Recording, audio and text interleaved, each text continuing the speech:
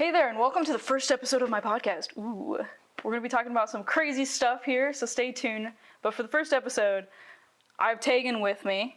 Yeah. Tagan, what are we going to talk about today? Well, my obsession is true crime. I literally listen to it all the time. So we're going to be talking about the true crime case of the West Memphis Three. Sweet. Yeah, so for a quick rundown, since this is the first episode, kind of what I expect to do with my podcast. I'm just going to talk about whatever I want to talk about. I'm going to have fun friends on. Probably going to be a lot of Tagan and I doing some like true crime, especially since it's spooky season right now, since it's October. So that's kind of what to look forward to. So it's not always going to be like true crime. It's going to be, some spooky stuff. We have plans to do like a paranormal kind of evidence video where we discuss that. I also really want to, one of my goals for this is to do have a bunch of my friends, sit down and we're going to watch the Friday the 13th movies, because those are like my favorite movies. And I want to go through and then do an episode where we discuss why Friday the 13th is so good, but also so bad. So you can look forward to that. I'm signing you up for this. Okay. But enough rambling. I think we should. That's the one with Jason, right? That's the one with Jason. Sorry, Yes, correct. My obsession. I get scared. Which we're gonna sit down it's and watch very funny considering I'm like, I could sit through true crime, but scary fictional movies are like too much for me. No, see, the little thing is about, man, we don't have to get into Friday the 13th. Well, that's another chat. How many rabbit holes can we go down? A lot. All right, so Tagan, you kind of, you've done your research, and you've done more so on like kind of the initial case. Yeah, right? just kind of the initial case. We can get more into like the frustrating part of it later, because this case is very frustrating because it was very mishandled. This case was May 5th, 1993 in West Memphis, and there was 3 8-year-old boys that were murdered.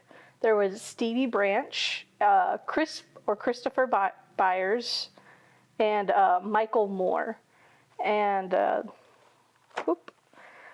the 3 suspects were Damian Eccles, Jesse Miskelly, it's kind of a weird last name, Miskelly, and Jason Baldwin. They were all 3, the little boys, they were all 3 really close friends, and they all went to the same elementary school. They were all in Cub Scouts together. I'm pretty sure one of the stepfathers that one of them had, because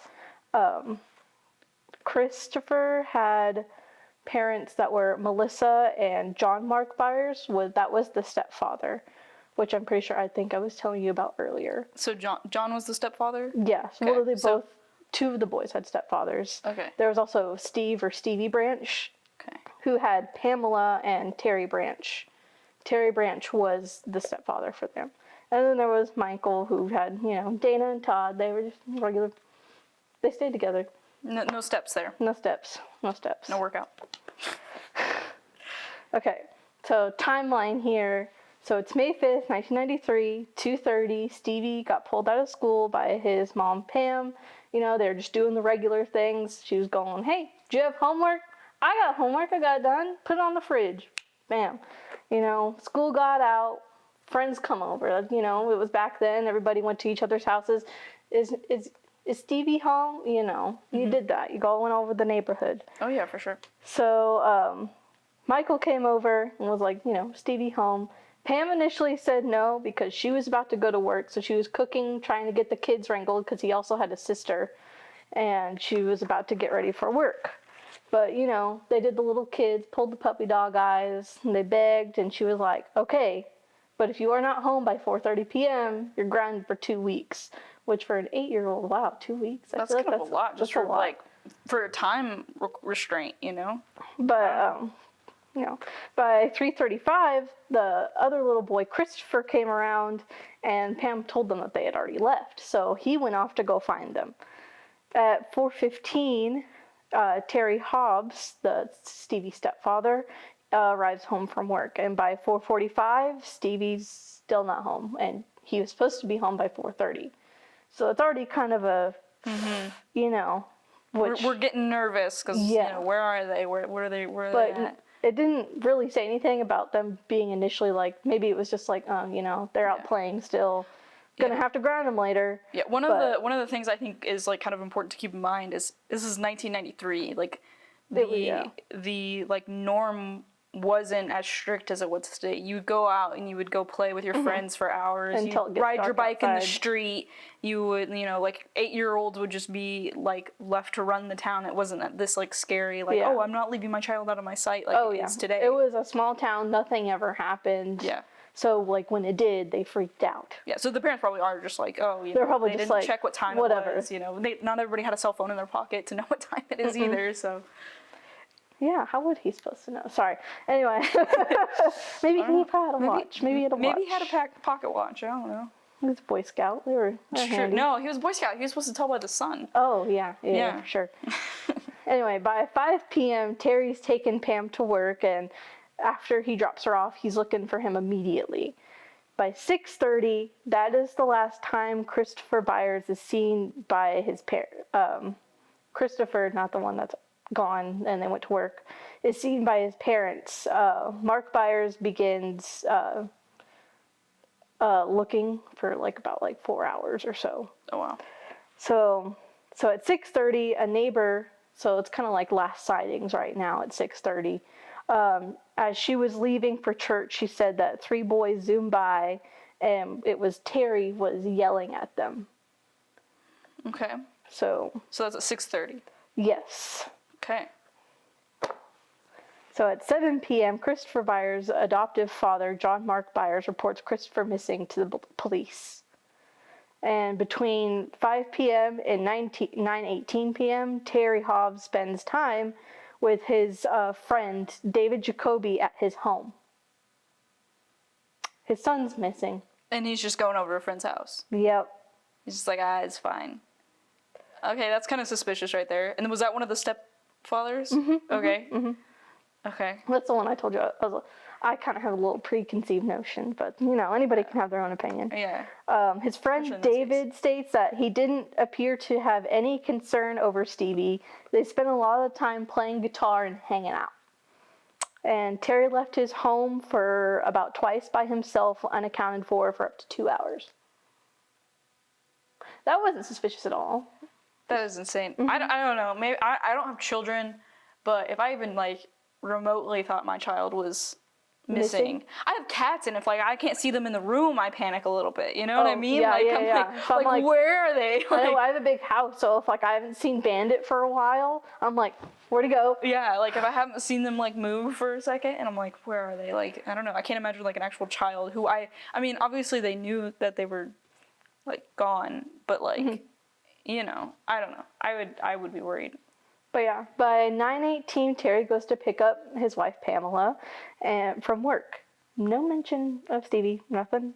And he, while he's picking her up, he goes to a payphone, makes a call, and while he's doing that, Pam, she has some candy for her kids, goes to the car and just sees his younger sister Amanda, and she's like, "Where's Stevie?"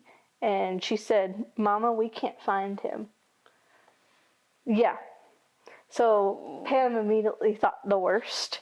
And Terry came back and he was like, "Oh, I just called the police because I can't find Stevie." Oh my gosh. He didn't tell his wife anything first until she had asked him or said anything. He was like, "Yeah, I just now called the police." Oh my god. And then the other called the police at 7 o'clock. That is insane. And that was by 9:25. The police has now been notified about Stevie. So, how unbothered was he to be he's like, "Oh yeah, I couldn't find him. I guess, don't worry about it. I got the police." Now, if they're going off of arrest without no evidence, I kind of want to see that as weird, but it's just me. Yeah. So a small search was carried out covering the woods. It was the area of Interstate 40 and a place called Robin Hood Hills, and nothing was found. Now, the next day, May 6th, Mark Byers went to the local news. Now that's the father. And they were like, "The boys have never gone off without telling anybody or anything." And they never have ran away. Because, sometimes kids would be like, "Oh, broccoli? No, I'm running away." Yeah. But, they were 8, right? They were were they all 8? They're 8. So just it's like, not like they would have gone far. like most of the time, like you'd think, like, okay, when I was 8, and I feel like a lot of people can relate to this, you have those moments where, like you said, like, you get in trouble for whatever stupid reason you think, and you're like, I'm running away, but then it, like, lasts all of you walking outside, and then you're like, okay, never mind. I don't know where I'm I'd going. run away to, like, a little tree fort I had in the backyard. Yeah, or, like, at most a friend's house or something like that, but Yeah. then the friend's, like, gonna, you know, call your parents and be like, hey, yo, your child's My mom here. said you gotta go home. Yeah, it's like, hey, you gotta leave. But, I mean, now if they were, like, 15, 16, like, teenagers, maybe they had a car or something like that where they could, like, actually run away. I'm not gonna say 8-year-olds don't run away. It happens. But, like, out of the blue. They're Boy Scouts. Like, then not, I don't know. Yeah. So everybody's searching, whole town's on alert. A town over, Steve Jones, he was a juvenile officer, he called the Memphis Police Department, or they called him, and they told him about it just so they could get a wider area, and he offered to help in the search. And he also, you know, combed over Robin Hood trails. So about 1:45, he thought to look in, like, the small ditches because, you know, Right. it hadn't been quite 24 hours yet, but it'd been a while. Yeah. And nothing. So by Devil's Den, he saw a little, that was kind of like it was a ditch, but it was filled with water because it had, like, rained recently and everything. And he saw a shoe floating in the ditch. So he immediately called the authorities. And Mike Aline met him at the scene. I think it's Aline. It might be Aline, but I'm going to go with Aline. Trust We'll my go gut. with it, yeah. But yeah, it was kind of more like a creek. It was wet. It was muddy. It was like swampy. Kind of like a marsh almost, I guess, a little Basically, bit. kind of like it's in Memphis, you know. Yeah, It's so- hot, humid, and ucky. Yeah. So while attempting to get the shoe, he kind of fell in and felt like his leg was caught on something, and he thought it might have been like a log. It was not a log. I've seen enough episodes of Bones for this. Yeah. It was one of the children's bodies, Oh my gosh. which led to the recovery of all of them. They were all in there. All in the... Yeah. They unfortunately pulled them all out, and they did not call the coroner for about 2 hours. Bro, what? Yeah. I wonder what Yeah. that purpose... What were they doing with the bodies for 2 They hours? were just pulling them out. They were just pulling them out, and they were leaving them, and they were trying to, because they were not clothed Oh, yeah. when they found them. So they were trying to find the clothing, and somebody, like, jabbed sticks into the, like, clothing to keep it from floating up. That Oh. shoe just happened to have gotten unstuck, and it floated to the surface. Oh my gosh. So, yeah. The bodies were in really bad shape. Like I said, they weren't clothed at all. They were bound with their shoelaces, which is really important later with, like, the confessions and everything. So they were completely naked, but they were bound with their shoelaces. Yeah, so it was kind of like a weird hog tie-like thing. It was like their arms were tied to their feet. Oh. So not So not like, even arm to arm, it's like, arm to foot. yeah, basically like a hog tie, like you Yeah. would do to an animal, which is unfortunate. Christopher was sexually mutilated in the groin area very badly. He had blunt force trauma, and he was dead before he hit the water, like in the water that they were found in. So you didn't drown. So he didn't drown, and he had, like, little cuts and stab wounds, which would later be determined that they were, like, post-mortem Okay. after death. And clothes and shoes, they were all found in the water, but the parts that were never recovered were their underwear. That's creepy. So at 3:20, a coroner finally received a call that they'd found the 3 bodies. Finally. Yeah. And they, all bodies were removed and covered in plastic. And the lacerations to the head, sorry, I wrote down a lot of medical notes. Now I got Good, messy. let's get into I it. got messy handwriting. So there were lacerations to the head, and it was right hand to right ankle with the shoelaces, left hand to left ankle with the shoelaces.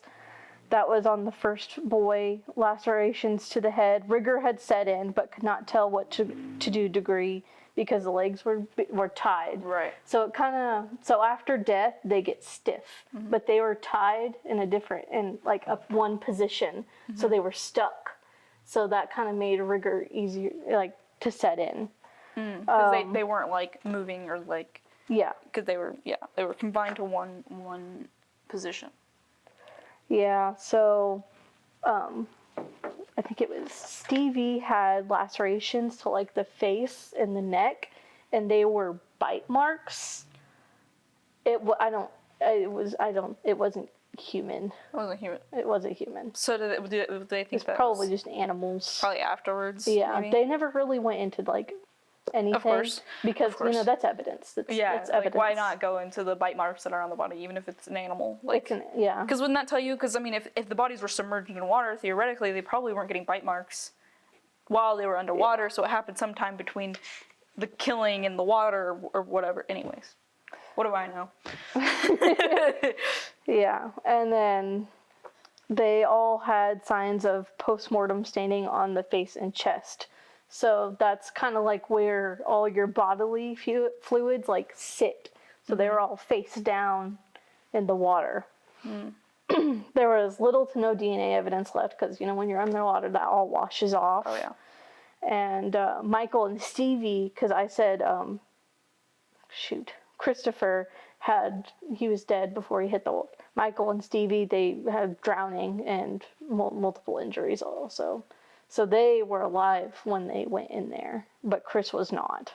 Initially, what it sounds like to me is that, like, maybe Christopher, something happened and pissed off whoever was capturing got them. the blunt of it, yeah. And then they killed them, and then the kidnappers or whoever, like, went from kidnapping to killing. Like, maybe they tried to kidnap him for some sort of, like, reigns. I don't know. Those are just the things I think of, or something, or... Christopher got probably the most of it. The other two got mostly just beaten.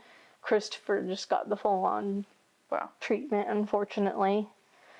That would have been terrible. Yeah, that's terrifying. Because, like, you're, like, playing in the woods that you've, like, grown up in, basically, and that just happens to you. That's just... And you're 8 years old, so you're naive anyways, just because a baby. You're not thinking about, them killers out there, and... Nobody was. It was just unheard of at that time. So because it was... the coroner believed that the children had to have died around 6 to 7:45. But we do know that they were last seen around 6:30. Because the person was yelling at them down the road or whatever. Yeah, that was when Terry was yelling at Christopher. Right. And so probably like 6:30 to 7:45, about an hour-ish. The authorities thought it was all very weird because, they were tied up in weird ways. There was the genital mutilation of Christopher.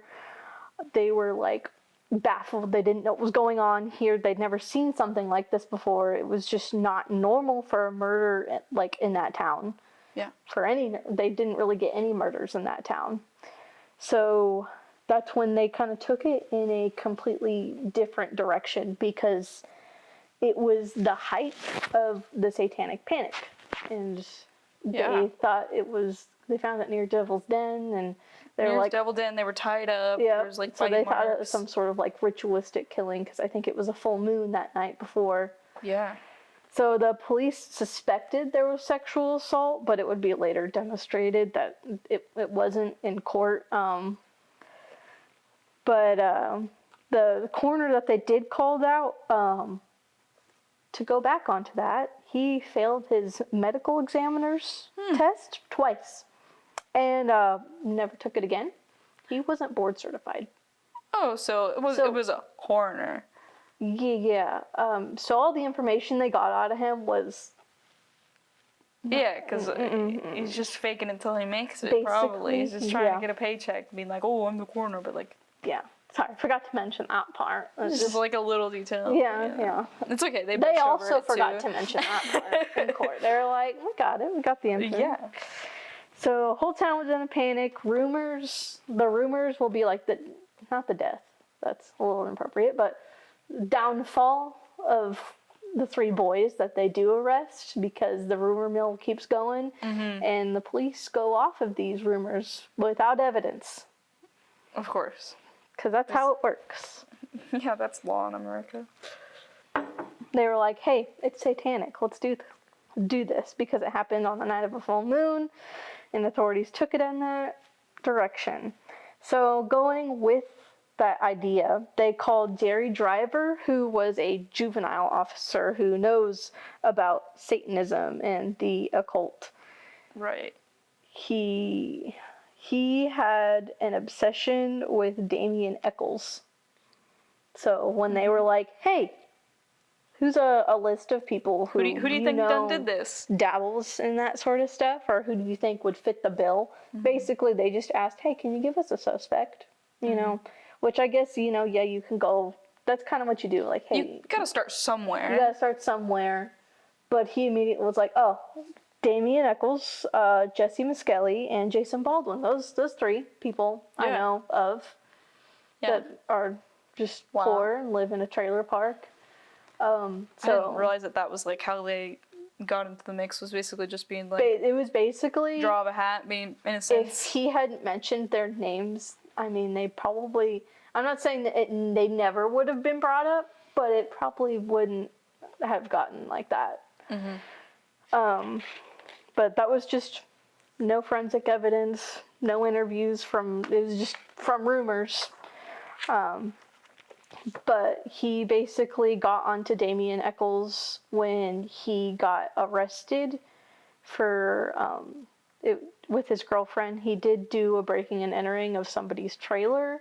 They didn't steal or anything, but that's how he got him and got his name. Ever since then, he just kind of been on his butt. Yeah, just been right on him, like.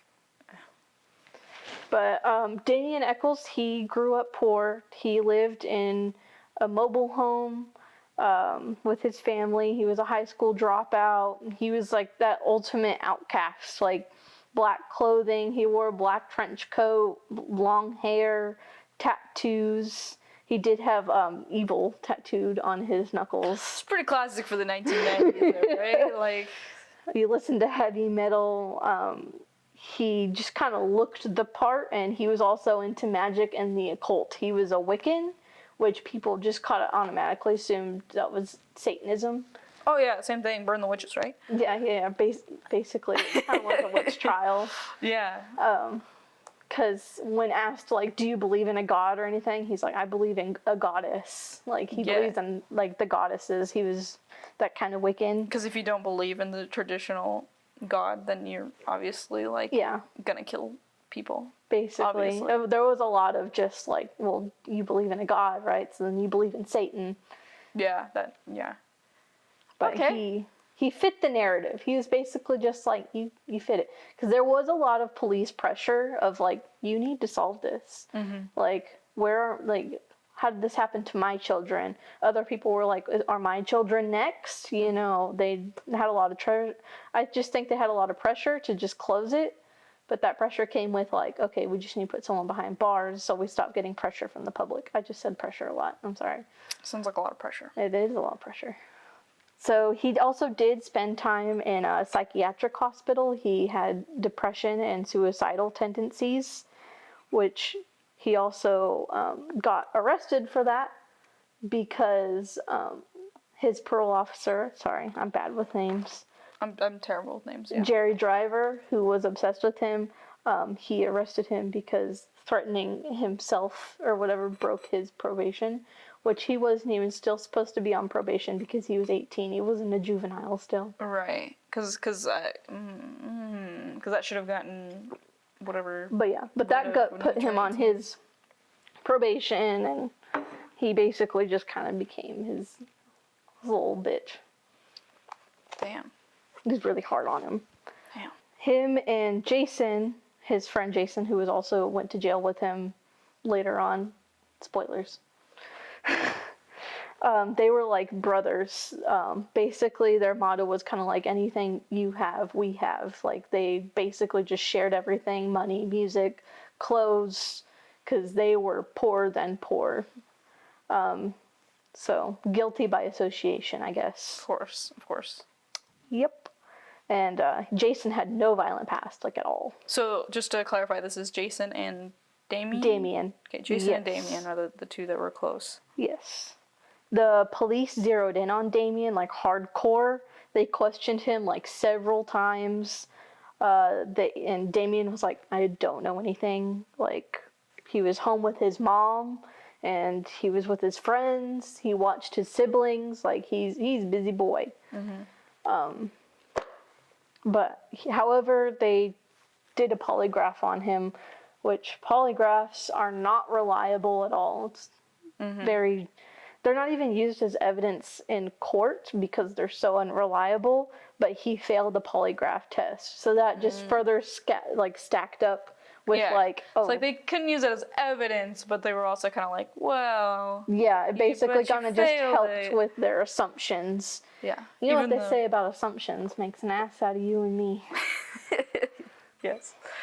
No, but like, I feel like I would fail a polygraph, a lie detector test, just because like I'm sure my heart rate would go up if someone's asking me questions. Yeah, It's that's based off like heart terrifying. rate and like, isn't it based off like sweat too or think something? it's- I can't remember. I don't really you put know like about- sensors. I don't remember. It's like sensors all over, and basically they make a baseline with the breathing. question. Yeah. And then, like, whether you're lying, it's supposed to, like, go up because you get nervous when you lie or something, but I would just be nervous all the time. I just get nervous speaking, man. I don't know. Like sometimes I'm nervous right now. yeah, it's so. like, this is terrifying. No, but it's like I definitely think that I would be one to fail a test without even actually failing. I don't know. I'd like to try one day just to see how it's like, how accurate it is. Maybe I'm wrong. But yeah. But anyway, they were just really trying to, but they didn't have any evidence, you know, like anything that could like need an arrest. So one day when one of his neighbors, because he lived in a trailer park, so it was just kind of a little community, I think they pulled in Vicky. They had her, and I think she jokingly was, because she just was a busybody neighbor basically, and just kind of wanted to know what was going on. And she was like, "Huh, you should have me as your informant." And they said, "Okay, bet." Of course. And she was kind of like a known fibber. She So needs you polygraph see where this tests. is going here. Talking about lying tests. Somebody needs it. Yep. So they had their neighbor act as an informant to gather more info on Damien. And she had Jesse, who was the third, I believe. I haven't talked about Jesse yet. Oh, yes, I did. Jesse Miskelly, he was the one who I think he was the one who wasn't, like, as smart. Oh yeah, he was. I'm not sure if you actually did mention that, but he was. Yeah, he had the super low IQ and. Yeah, he was the one who had a super low IQ. Like, he literally didn't get into third grade till he was like 11. Like, he wasn't the sharpest tool in the shed.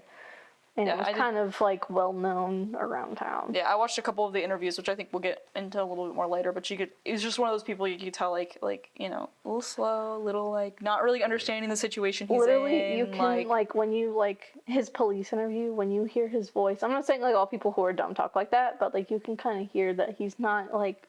It wasn't like a hidden thing, like you. Fast on the. He was a little slow. Yeah. Like. He wasn't fast on the upkeep. Yeah, which I think it becomes that it's brought up because I think that becomes important. Like, yeah. It becomes the Achilles heel. Yeah. So she had Jesse had her like introduce them to Damien, and so she began kind of hanging out with him, which is kind of weird because she's like 35 years old. He's like 18. She claims they had like an 8-day affair and everything, which I guess is legal barely, but you know, It's whatever. pretty Yeah. 18, that's like. So yeah, on June 2nd, 1993, Vicky had told the authorities that Damon had taken Jesse to a coven meeting where they painted their faces and disrobed for an orgy. This is all BS. That never happened. Yeah. But it was taken in, like her word, like whatever she told them was taken in as evidence. So everyone's just dogpiling on these guys. Yes. Like everyone's just like, yeah, you know, like what can make them sound guilty? Yeah, we went to an orgy. Yeah, she Like, what? basically was just trying to get on. Like, they had her whole trailer bugged just so she could invite them over. And she, like, got occult books from the library, putting it all over. She's trying to make it spooky, Yeah. you know, so that way he could feel, like, more at home. And she asked him about being a suspect. And she was like, why do you think you're a suspect? And he's an 18-year-old. He was Yeah. probably tired of the police dogging on him. And he was like, 'cause I'm evil, I guess, you know. Yeah. She took it as clutch my pearls. He said he's evil. Yeah, he claimed it. It must be true. Mm-hmm. Because everything he says must be true of that. It's like, yeah, that's crazy. Yeah. That's insane. I feel like she was just getting, like, a high off of feeling important in this case. I think a lot of people are that way in, like, They just murder investigations or even just, like, any sort of, like, criminal report or whatever. It's like, oh, I saw something. I must be important to this investigation. It's like, no, just step back. Let them do their job. So meanwhile, while that's going on, Mark Byers did get brought in and interviewed because they were like, we know something connects you to this. So they did kind of go off that route. They did. I will give them that. They did at least interview like one other person as a suspect because they were like, we know something connects you to the boys. And he was like, what do you mean? And he denies, like, because they like asked for his hairs for testing and everything. And he was like, no, I'm not doing that. Of course. Yeah. So, yeah, that was the end of that. I just wanted to let in that. They did interview somebody else, but it didn't last really long. Because all they did was like, no. And so they were like, it couldn't be you. There was no satanic vibe from you. You couldn't kill children. They're just like, oh, okay. But I just was like, okay. I feel like they should have questioned, like, all the parents, you know? Yeah, get like a rundown of what happened that night. Like what, you know. I mean, also, in theory, with it being a small town, like, they would, in theory, know who it would have been. So, like, maybe they could have been like, oh, well, I think maybe it's this person. Or, I mean, even just, like, literally any other idea besides this one, like, you know, basically one person being like, oh, yeah, it's them. Yeah, because if they're, like, literally listening, because, like, even that old lady from church who was like, yeah, Terry was yelling at Christopher. Yeah. Like, really bad. And there's, like, also other rumors around town that, like, they get into later after the boys are exonerated. People go like, oh, yeah, he didn't really treat Christopher right. It was kind of like an unknown secret that he didn't have a happy home life. Yeah, but that's not important. No. Yep. Okay, a little crazy. Gosh. So, back to Vicky. Why did I say that? I'm not back to Vicky. Not back to Vicky. Jesse. Jesse. Back to Jesse. Jesse Miskelly. On June 3rd, they picked him up with his father's permission. So, no attorney, no nothing. But they kind of like told him, because we were talking about how he was slow. They said, hey, there's a reward out, you know, $35,000 if you have any information. And they were poorer than poor. So, and yeah, he loved his dad. He's like, oh, I'm going to get him a new truck. Gonna find some sort of information, yeah. Yeah. So he had an IQ of 72 degrees, which is basically like an intellectual disability, easily manipulated. And he was interviewed all day long. Gosh. And they recorded it, but only like segments of it. And the police played dumb about not knowing that he, you know, wasn't smart. Right. They were like, oh, we didn't know that. You can tell. And they're doing this all under, like, without his parents knowing, right? Well, point. They basically was just like, have your dad sign this. We're going to bring you into for questions. Right, but then they were like, because they were like, if you know any, they basically played it off like he wasn't a suspect and that, like, hey, if you know anything about it, you get reward money. Have your dad sign this. What a and he was scam. like, okay, sure. Yeah, shoot. And so he was kept in there like all day. Like, if you are like, oh, I'm innocent, but they need my help, like, even, you know, someone of average plus intelligence, you know, theoretically, like, you'd probably they wouldn't, no sweat. Like, why would I assume that would be a bad thing for me when I know I didn't do it? You know? Like, well, how could that hurt me? I didn't do it. Exactly.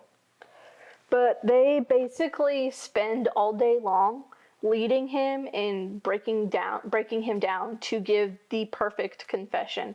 if you like look at the tapes that they have, you can see him like they're literally making him like say like, oh, what were the boys tied up? And he just goes, yes. And what were they tied up with? Rope. No. Were they tied up with shoelaces? Oh yeah, they were tied up with shoelaces. Because when he gave them the wrong answer, they'd treat him like they'd get mad, and he didn't like it. You know, it's kind of like they basically just, whenever they got mad, he got scared, and he said, okay, if I say the right thing right now, I can go home, I can get out of here. Yeah, because I feel like he's probably starting to realize, like, this isn't what I thought it was going to be. This isn't like, you know, like, I mean, even in his mind, I feel like, I watched a few clips of these interviews,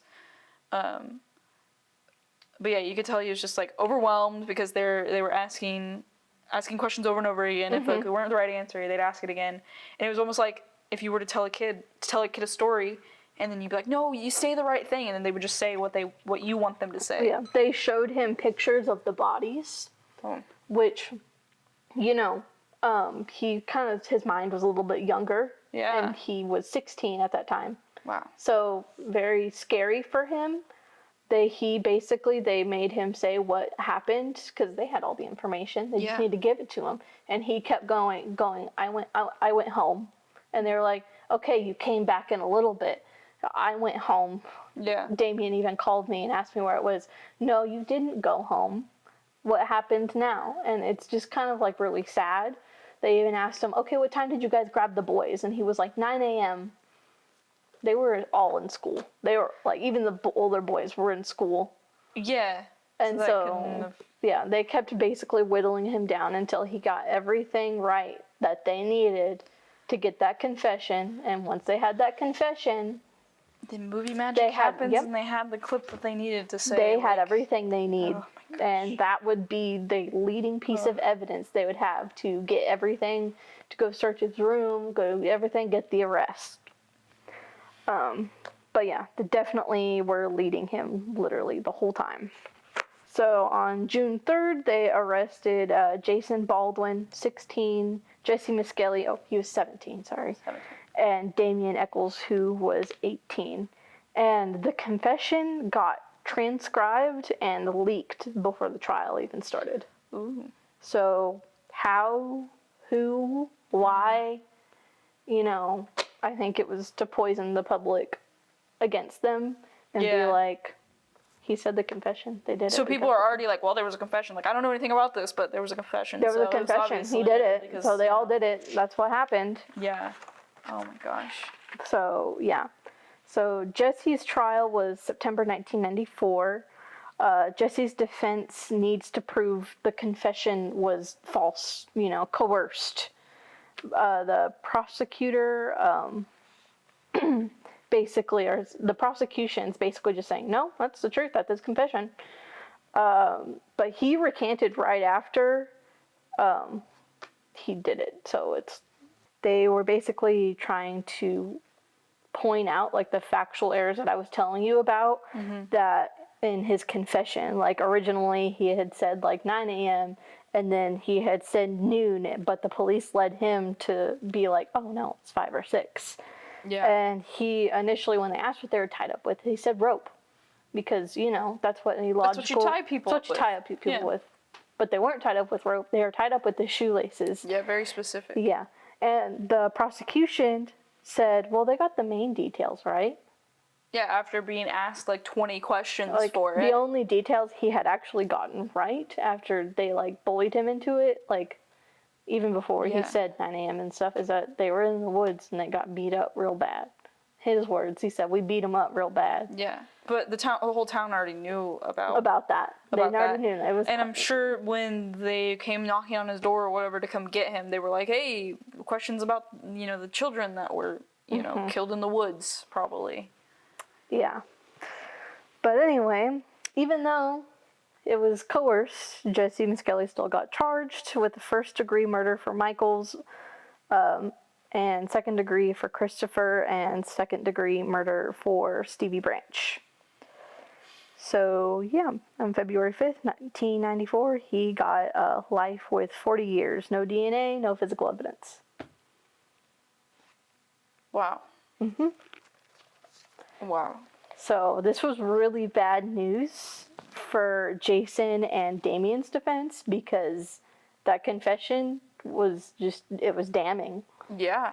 And now Confession. confession.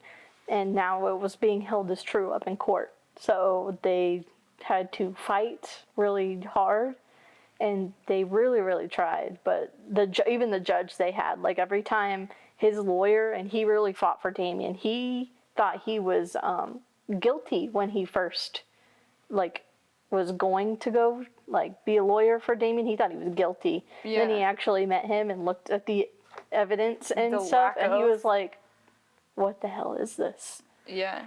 So he was trying to be like, "Hey, to the judge, is there any reason that this could be coerced? Coerced confession?" Mm-hmm. He's like, "You can't ask that." Basically, every question that had common sense, he'd be like, "You can't ask that," and he'd make the jury get up and leave the room and be like, "You can't ask that." Wow. Got to the point where he wrote a question on a piece of paper and gave it to the judge and be like, "Can I ask that?" Yeah, for approval. He's just done.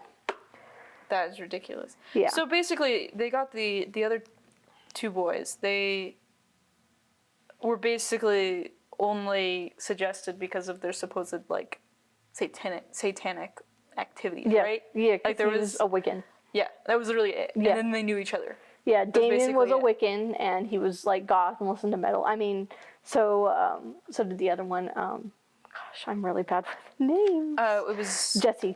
I was sort of Jesse. Yeah. Jesse also listened to metal and everything. Jason was the youngest. He was still in high school. He literally didn't really know Damien that well. Yeah. It So was just guilty. It was literally guilty by association because Jason hung out with Jesse. Yeah. So it's just because they were all known to be friends.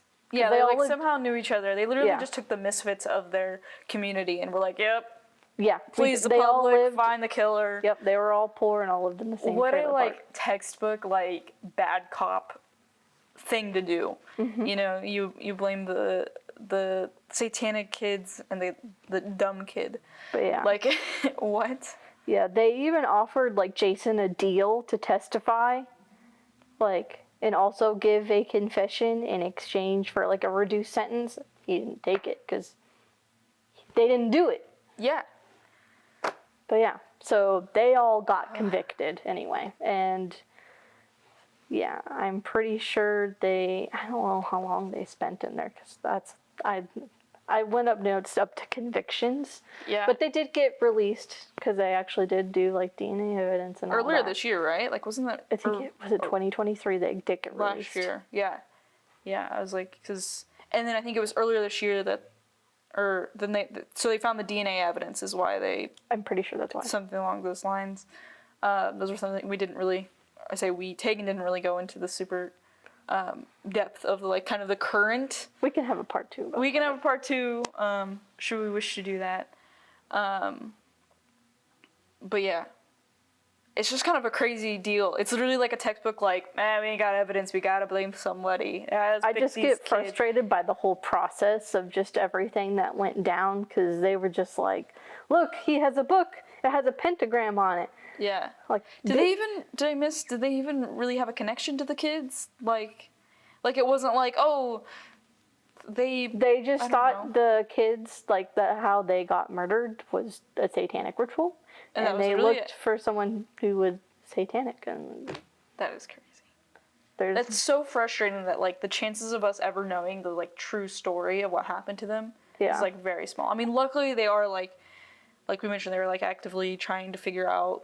I think there might have 30 years been later, one thing, but that connected them is that they had the same pollens on them, but it was. But they lived in the same town. Yeah. Yeah. Okay. That can be carried by the wind. Yeah. Yeah. And also, okay. But that was about it. Yeah, I don't know. That's something.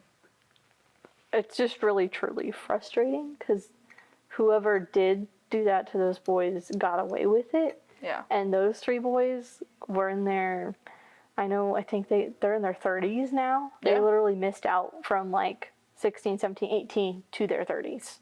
What a big chunk of life. That's For nothing, for just being, like, just existing. for Like, just imagine, like, being somebody there. just came in here right now and was like, hey, we're gonna arrest you For because having you... like basically just like a difference in like religions and styles. Like I don't know if you've seen pictures of him, but like put him in, like up in the north and like, oh wow, he's cool. Yeah. But like southern, he's like, oh no, that kid's weird. Standing out, yeah. I don't know. That is just... Yeah, I saw... So a lot of people... So, kind of our thoughts now, like, I know a lot of people would start to blame, like, the stepdad, the one that was, like, out partying with, or, you know, with friends or whatever, right? Because didn't he have, like, a blank of 2 time? hours. But yeah, Terry Hobbs was kind of like the unspoken, like, suspect that everybody kind of, like, knew he probably did it because Christopher did not have, like, the best home life. Yeah, and especially since he got such the blunt and, like, the most force on all of it. Yeah. I don't know. I can't help but, like, if I were to piece a picture together with the information that I have, which is limited and obviously not, you know, super, like, exactly what happened, but I just can't help but imagine that, like, what I would think would happen was, it doesn't really sound satanic to me.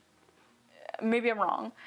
But it doesn't really. I mean, the tying up is weird, but people are just weird, or, like, you know, the whole, they were smart enough to, you know, poke sticks into the clothing so they don't float up. Like, to me, that says something, first off, smarter than Jesse was it. So, which I guess, again... Yeah, they were trying to pull them off as, like, criminal masterminds. I mean, I don't know how smart they were, but, like, they weren't criminal masterminds. They got caught, Damien got caught breaking into a trailer.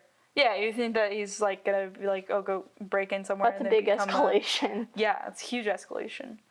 And I don't know, like, it just, to me, gives me a lot more of, like, adult, like, matured behavior vibes. Like, not only did they have to, I mean, again, whether it was one person who did it or multiple people that did it, like, they had to, I mean, killing children isn't something that, like, people just do. Yeah. Like, that takes And if there was 3 little boys and 3, like, adultish, you know, they wouldn't have to, like, tie them up. Yeah. It would have been equal. It would have been one for each. Yeah. Because were they tied up before, do we know before or after they died? I think it was, I don't think it Not said. really sure. Yeah, because it's but like... I'm pretty sure it Because to hold somebody and drown them is, like, a lot harder than it, like, is in the movies. I mean, not that, like, I know from experience, but, you know... where have you been? I'm just saying, a lot of people can hold their breath for a while. I mean, I know it gets to, like, the whole, like, inhaling water and all that, and their children and panicking and whatnot, but, like, it takes somebody of a sick mind to, like, hold a child into water for that long, as they're, I assume, panicking and, like, all of that. And thrashing, yep. I mean, even if they were tied with shoelaces aren't that strong. I know they're 8-year-olds. Anyways, it's just, like, I feel like there's a lot of... And they had to be resourceful enough to, like, you know, be like, yeah. Yeah, like, that shoelaces. means, like, that's, like, heat of the moment. Yeah. That's, like, heat of the moment stuff, where it's, like, you know, knock them out, tie them up, because there's more of them. Yeah. I don't want them running off and screaming, because then it'll alert the town.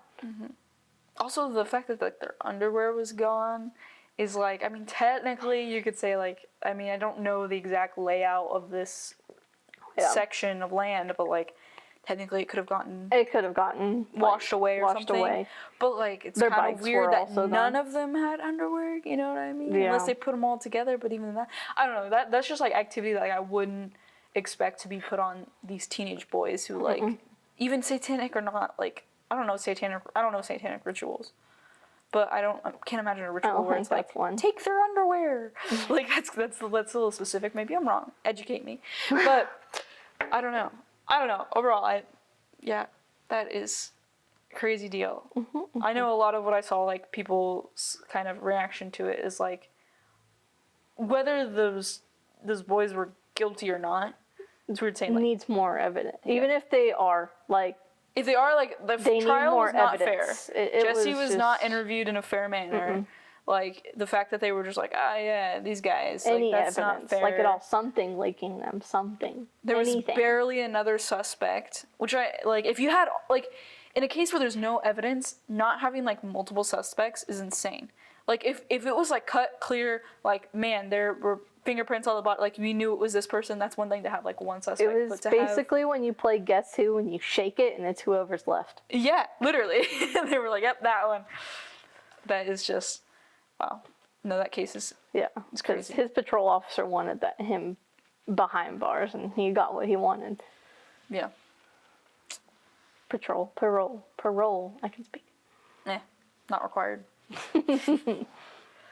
Well, is there anything else you want to say about this today? I think I would. I think there's a lot more to be said. Maybe in the future we could do like a part 2 where we talk about like part 2. Probably I could probably go into the like more current and maybe go through it a little bit more. I think that would be good. So if you're interested in that, stick around. Yeah, I think that's pretty much it. Like I said, we're gonna be. I hope to with this podcast do some like more fun stuff. Every episode's gonna be a little bit different. Whether it be true crime, spooky stuff, probably a lot in that realm. Sometimes maybe we're going to be playing some fun games or something like that. But yeah, I think that's it. Thanks for watching.